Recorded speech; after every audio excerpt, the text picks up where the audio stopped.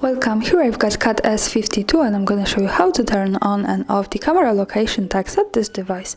So at first we have to tap on the camera button here to open it. And as you can see, for now we are in the standard photo mode, so let's go to more advanced options. We can do it by tapping on this button here in the left corner.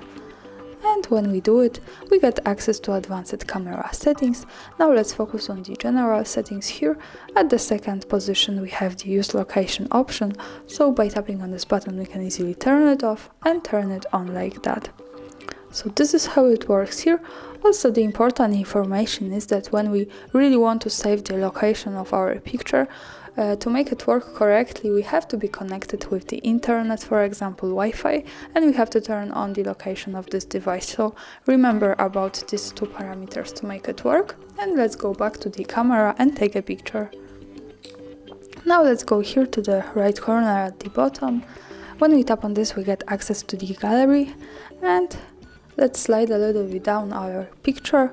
As you can see here we have details, and this is the location. So greetings from Krakow, this is how it works. Thanks for watching, subscribe our channel and leave the thumbs up.